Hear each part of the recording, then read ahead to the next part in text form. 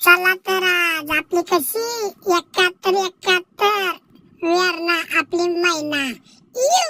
तर चला आता आपल्या शेळगावच्या रानामध्ये.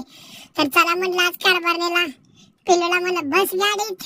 आज आपण जाऊ आपल्या शेळगावच्या रानात पिंक तैवान पेरू दाखवायचा आपल्या शेतकरी दादांना. तर कसं आहे सेटिंग, कसं आहे बघा आपला माल आता या उन्हाळ्यामध्ये कसा सेटिंग केलाय आपल्या शेतकरी दादानं.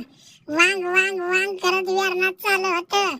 हा सानू कशी हसती बघा, शिटाच्या मागे बसलंय. इकडे फिरत दादा मोठ्या भावाचा मुलगा, तिकडून एक साक्षी मोठ्या भावाची मोठी मुलगी.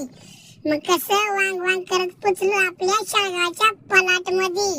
सानूबाई उतरली खाली लागली मोजा. 1 2 पप्पा 150 लय होते बर का सेटिंग. मग कसं हाँ मेरे देश की धरती सोना उगले मोती, मेरे देश की धरती. कारभारीने बी लागली मोजायला. 1 2 3 लय सेटिंग झालंय बाबा. पण दादांनो हे उन्हाचा पिरियड आहे, ह्याच्यामध्ये खूप गळू बी शकतं. त्याच्यामुळे लय आशा करायची नाही. कारभारणीचा मूडच गेला, अजिबात नाही. हे जे दिसतंय हे अजून आपलं म्हणायचं नाही. अजून खूप ऊन आहे. जोपर्यंत मित्रांनो 100 गिरॅम होत नाही तोपर्यंत फमकाय लावायला येत नाही. त्याच्यामुळे आशा करायची नाही. तिला एकदाच खरदिशी सांगून टाकलं.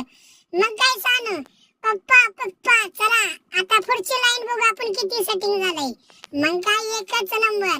हा मग कसं आता कसं सगळ्यावाले आता नाही आता सांग काय म्हणते पप्पा मला हाताला धरा आणि मला लाईनची लाईन दाखवा पेरू कसा आहे ती. पण बाळा नादच करायचं नाही, लई सेटिंग झाले. पण मित्रांनो यातलं सेटिंग टिकत नाही.